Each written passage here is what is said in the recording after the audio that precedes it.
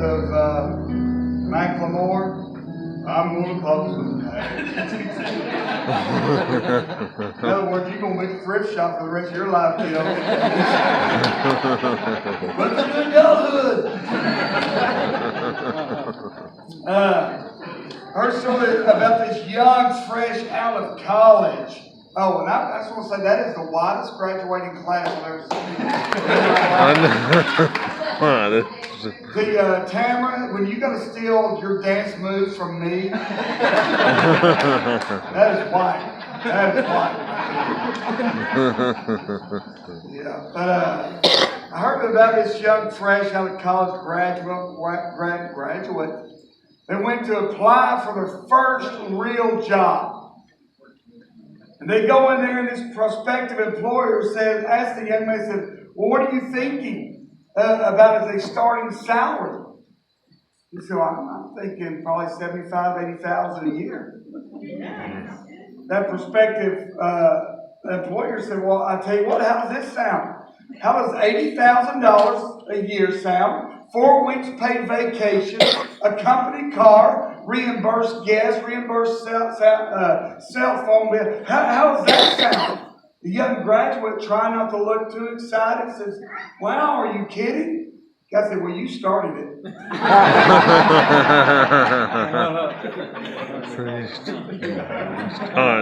Let it sink in. If you're trying to figure that joke out and you're a graduate, woo! Life's going to be fun. I'll see you in one of our jail visits here today. No, joking. I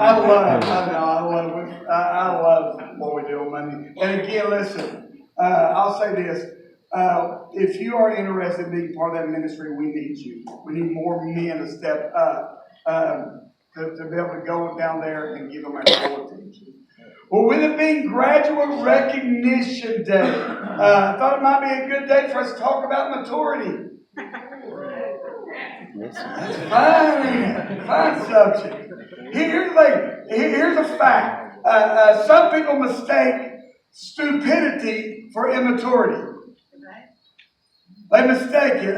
For some reason, there are some things you can do as a child that people think, oh, they're just children. But if you do those as an adult, you're just stupid. Can we be real? Like if I see a 2-year-old eating dirt, they're just being kids. In fact, some of you parents would do good to let your kids eat a little dirt.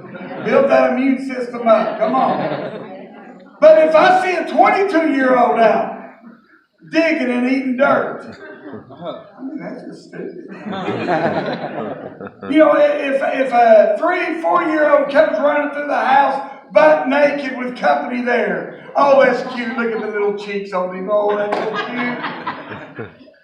But if at 20 years old, you come right through the house butt naked and you stop to have a conversation.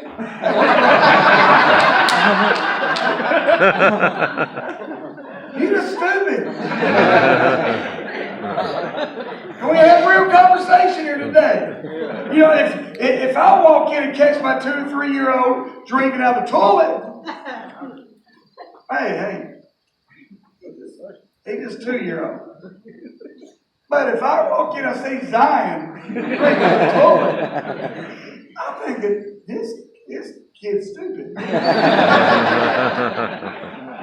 Because there are some things you assume, hey, because they're that age, yeah, they're going to be immature. But there comes a time, hopefully, they're going to develop, they're going to grow, and they're going to make better decisions than they did at 2 or 3 years old. Can I get a witness? Come on now. And in the church world, we kind of relate spiritual maturity to age. I mean, because they're older, they're more spiritually mature. But I'll tell you that's not the case at all. I know some new Christians, brand new in the faith, that are more mature in their walk with Christ than some that have been in it for 20, 25 years. They make better decisions with their life. They make better choices. They are kinder than someone that has been in the faith for 15, 20 years. So why is it? You know, I see maybe you've been following Jesus for a while now, 5, 10, 15 years. But you've come to a place where it's almost like you've hit a dead end. There's no progress. It's almost stagnant, your relationship with Jesus. You're wondering what's going on. Or maybe you read about these promises in the Bible that God talks about. There were promises of this, promises of that. And it's left you. You look at your life and you're thinking that maybe God's not living up to His end of the deal. Come on now, we're going to get serious this morning. We're going to be honest. Or you look at miracles and you think, well, they just don't happen anymore. They just don't happen today. God just doesn't move like that. And, you know, after all, we're not experiencing the God of the Scriptures. Well, can I ask you a real question? Not just you. I'm asking myself this question, and it's one that we must wrestle with. I don't care if you're a graduate, in middle school, an adult, how old, you've got to wrestle with this question here. Could it be that it's not that God isn't standing behind His promises anymore, but that we have not postured ourselves to receive them? That we're not in a place to receive those promises. We've not postured ourselves. And I think it's really important because you may be here saying, you know, Kelly, I'm just waiting on God. I'm waiting on God. And God is saying, I'm waiting on you. You're not waiting on me. I'm waiting on you. See, so that's what I want to talk about a bit today. It's that you're not waiting on God. It's actually God is waiting on you. God's waiting on me. And we're going to deviate away from where we've been in 2 Timothy, where Paul's talking to Timothy, but we're still going to be with Paul's writing in Galatians. Galatians chapter 4, if you got a Bible, I want to turn there. If not, I'm going to put the scripture up on the screen.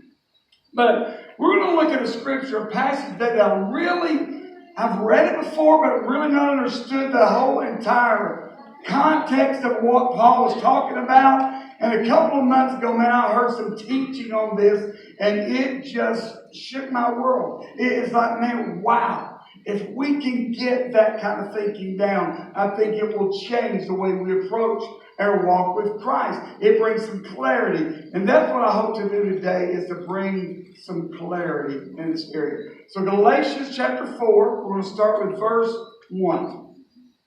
Here we go. This is what I'm saying. When young children inherit all their father owned, they are still no different from his what? Right. It does not matter that they own everything.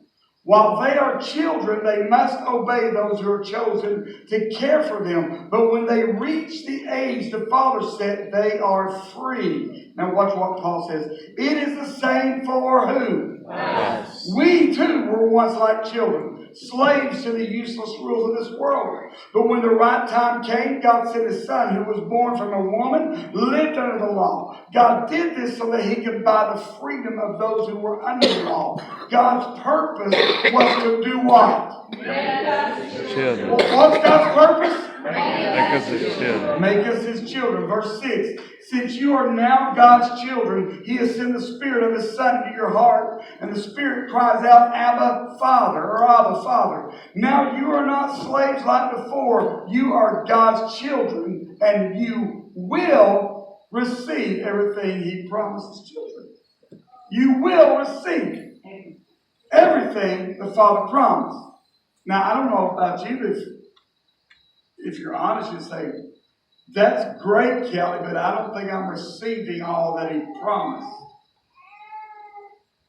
There's still a lot of things going on that I don't feel like, if He says, I've inherited it all, the Father promised a lot. I'm not receiving all that He promised. But this scripture, this passage that we read, we're going to dive into. It explains that first question that we started off today. If God promises so much, why do we receive so little? And here's the thing. Listen, there is a gap a lot of times between what God wants to give us and what we're ready or able to receive. There's a gap. It's not that He doesn't want to give it to us, but there's a gap between what we are able and ready to receive. What God wants to do. And one of the things Paul is saying is this, guys. Get this. In order to understand how God works in your life, you need to know who you are. You need to know your identity. Who God says you are. And Paul begins and ends this passage with these opening thoughts. Although you receive your inheritance, he says you're a child. And then in verse 6 he says, not just a child, you are God's child. And in verse 7, you're not a slave, you're God's child. Over and over and over again, Paul says you're His. You belong to God. You're not a slave, you are God's child. Why is that important? Because if God is going to do anything in your life, if you're going to become what you were made to be, which is what this series is about, you have to build your life on this single fact. You are God's child. You are completely His. In a world and a culture that loves to tell us who we are, don't it? Yeah. Or at least tell us who they think we should be. I'm telling you, you have to know. You cannot let them define you or give you their identity. Let me explain. All of us, no one excluded, we form our identity by the ones that inform our identity. Here's what I mean. The people that really matter to us, the things that really matter to us, that are important to us, those that are the things that tell us who we are. Those are the things that help us form our identity. And some of you spend your entire life trying to be what you think others want you to be. You put your energy into it. You put your time into it. You put everything into becoming what you think they want you to be. And then there comes a day when they find out you're not who they thought you were. So they leave. And now you're left broken, hurt, confused. Why? Because now you don't even know who you are. Why? Because you abandoned who you were made to be. You abandoned who you were, but for someone that you thought they wanted you to be. And you've been left, and once the dust settles, you're left with an identity crisis. Who am I really? And there are some of you that just keep changing your identity. As we talked about a couple of weeks ago, you keep changing masks. It's a different mask for this, a different mask, trying to be accepted, trying to be wanted, trying to fit in, trying to be loved. And that is how you've lost who you really are. Because you've changed it so many times.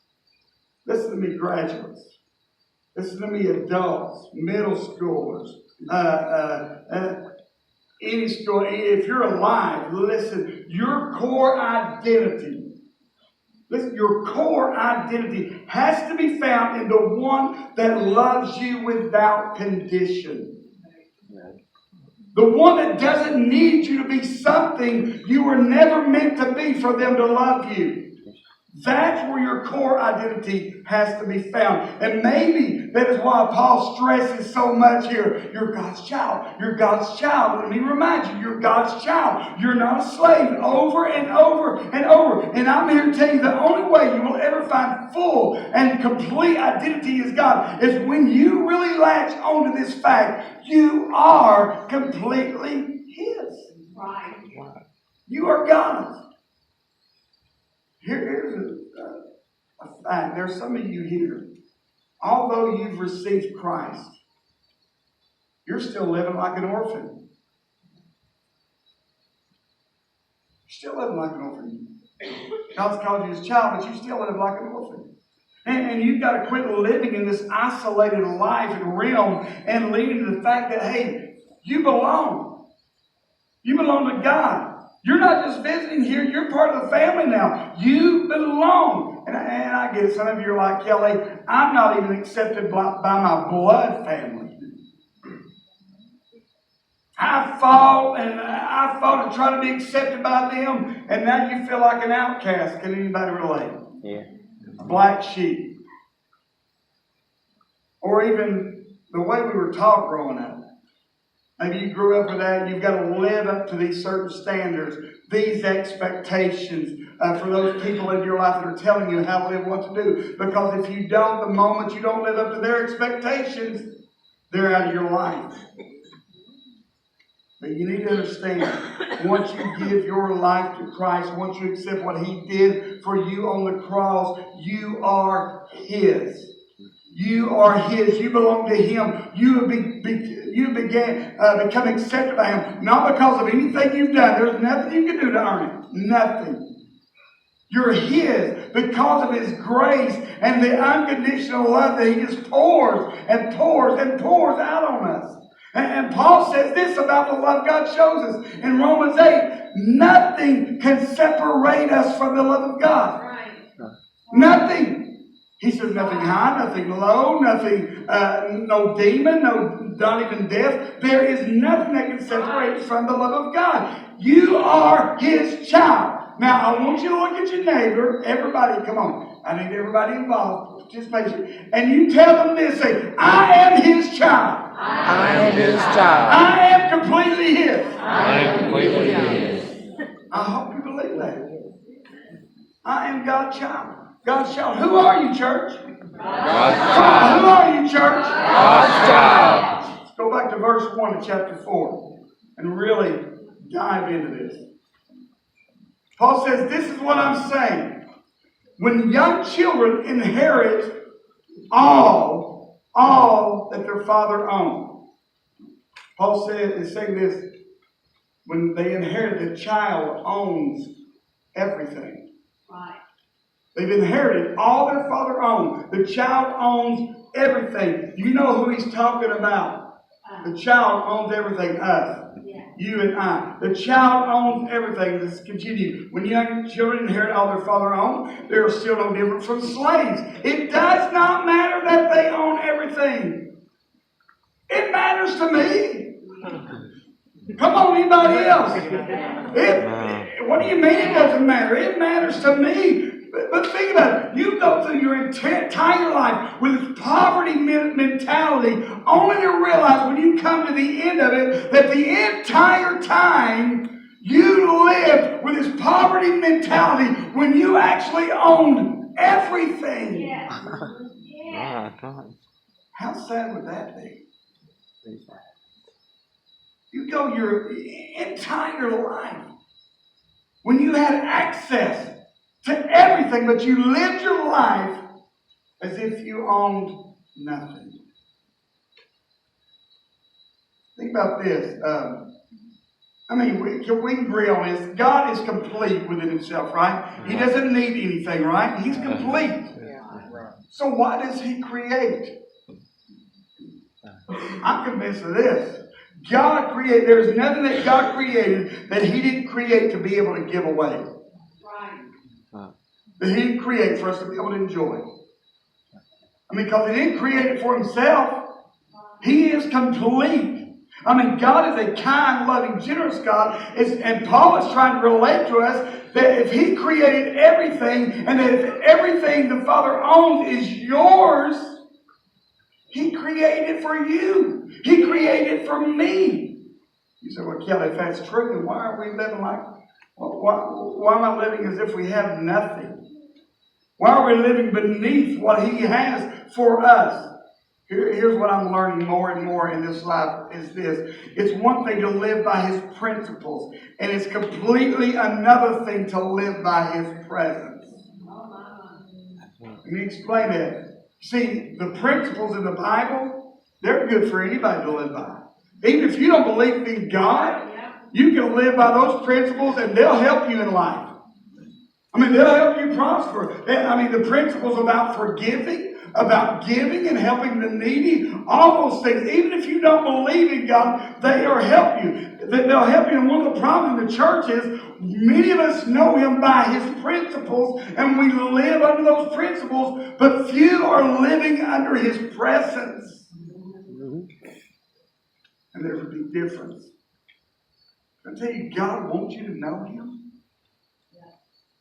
There's a song, man, that Bethel sings that I absolutely love. It says, you don't give your heart in pieces.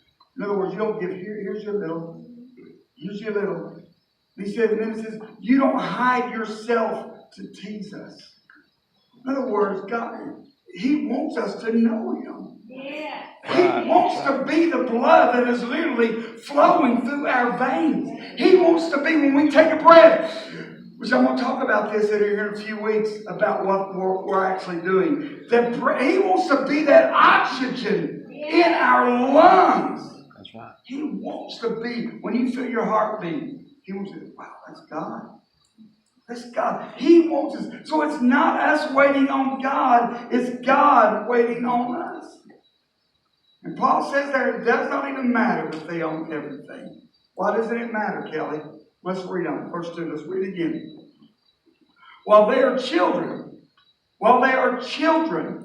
say that with me. While they are children, they must obey those who are chosen to care for them. But when they reach the age the Father set, they are free. It is the same for us.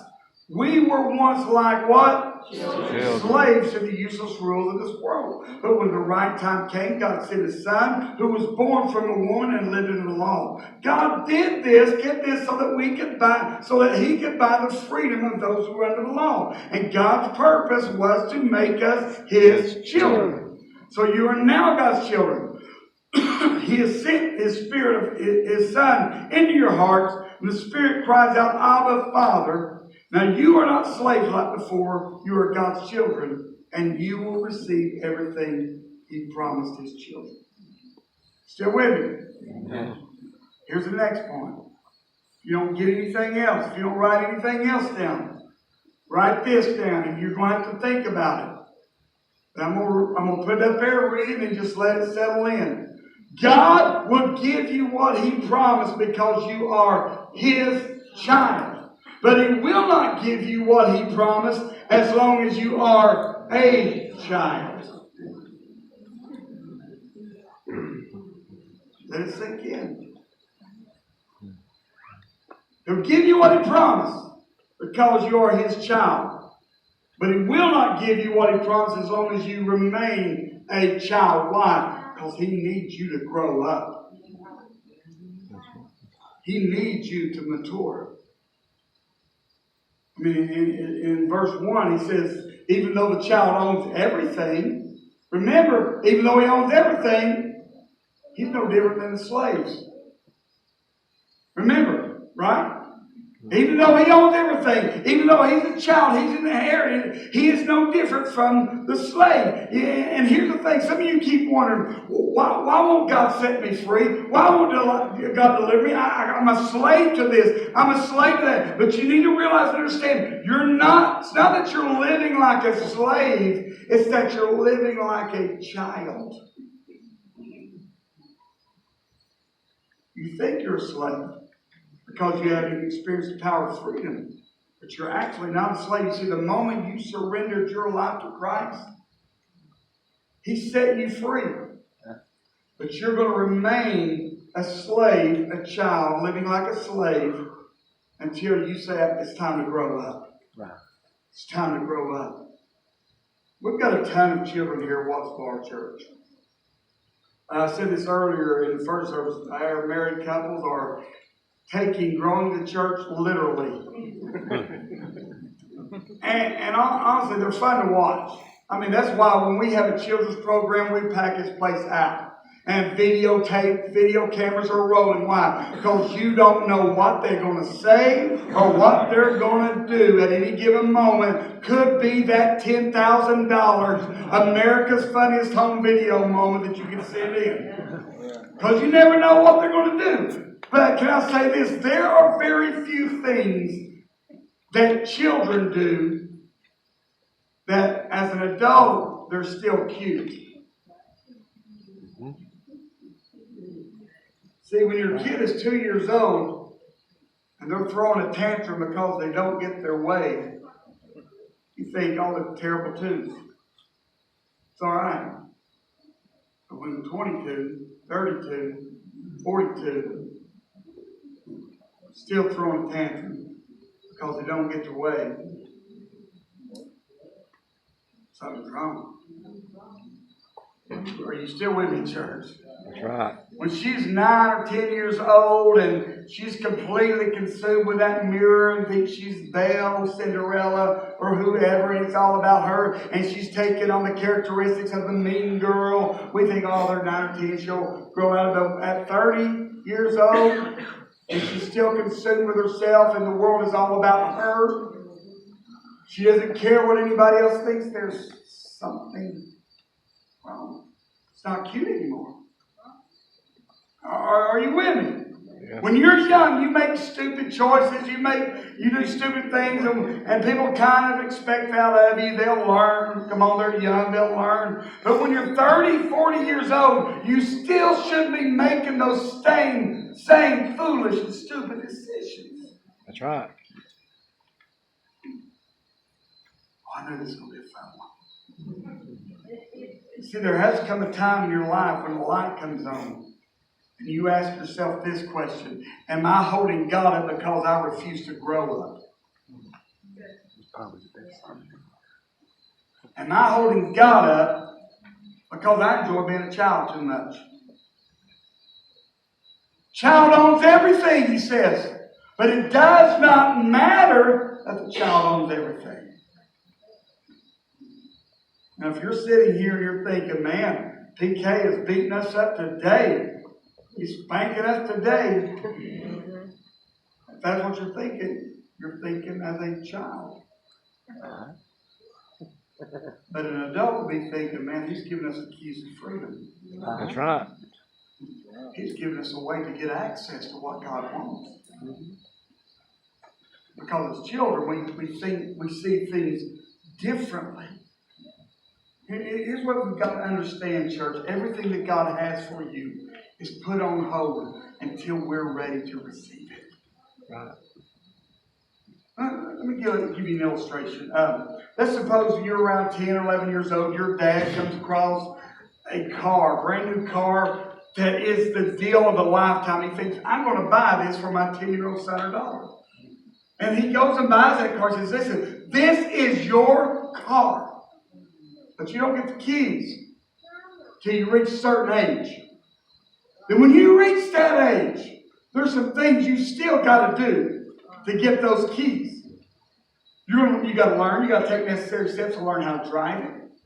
Then when you learn how to drive it, you're going to have to go get the books, study for that test, study for that test down the DMV. When you're ready, you're going to have to go down to the DMV, take that test and pass it. And then even when you pass it, how many teenagers know there's still restrictions on those licenses? You're still working to get full access, right? But you don't want to have to go through all that when you come of age. In fact, you turn age and you like, man, it's just a hassle. I don't want to have to go through all that stuff. I don't want to have to learn. I don't want to have to take the test. Dad, won't you just give me the keys of the car and let me go? Come on, let me be free, Dad. When he doesn't, Dad is so mean. He just doesn't understand. He's stubborn. He doesn't want me to be happy. He doesn't see that you don't need to do all that other stuff. You don't need to go through the process. Why don't he just give you the keys to your car? And you're like, the car's mine. Why can't I just have it and drive it? And the truth is, yes, the car is yours, but you don't get to have it until you grow up and make the decisions necessary to get it. That's right. So what do? You spend your time on the bus going to school when you got a new car at home in the driveway. Come on now.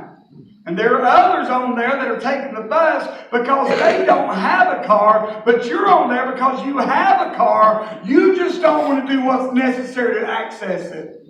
That's right. Are you still with me? Yes. So now not only are you taking the bus when you could be taking your car, but now you're blaming Dad for it. You might see the spiritual implications here. Yeah. Now you're blaming Dad. And Dad told you what you need to do if you want to drive the car. Then one day, your friend is over at your house. Something happens, he has an accident, he needs somebody to drive him to the emergency room, but you can't drive him even though you've got a perfectly good car in the driveway because you didn't prepare yourself for the day when somebody else is going to need you to be an adult. And so what happens now? You're living and relying on somebody else's maturity. And there's a lot of people in the church like that. You're living and relying on mom and dad's maturity, on your spouse's maturity, on somebody else's maturity. And you can't help your friend when they cry out to you in need. So what do? You call pastor. Oh, I'm preaching good right now. There you are. And people say to me, Pastor, would you call so-and-so? God's really laid them on my heart for them to get saved. I'm like, well, if you lay them on your heart, you need to be the one calling them. Right. You need to lay them on my heart. I've got plenty laid on my heart right now. But what happens is we're down here, we're blaming God for not following through with what He said He would do. And God is going, it's yours. It's your inheritance. It's right there. But as long as you're going to act and live like a child, then it doesn't really matter if a child owns everything. That's right. Because even though you're a child and you own everything, you're still going to live like a slave. That's right. I don't know if there used to be these things, rites of passage, that fathers would take, the boys would become men, the girls would become women. I heard somebody said before the girls would become men. And they said, that's what everybody's laughing at. I said, hey, have you seen some of the women? They'll become men. No, let's go.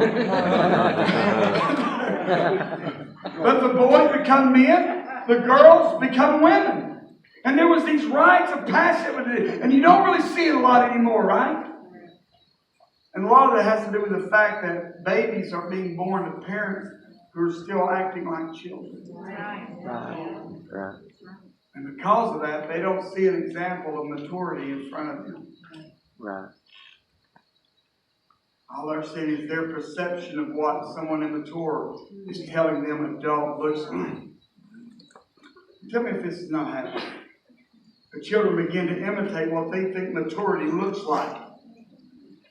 That's why you got a kid that at 10 years old is looking to get a drink of dad's beer or so-and-so's beer because they think, well, that's what an adult looks like. That's what maturity looks like.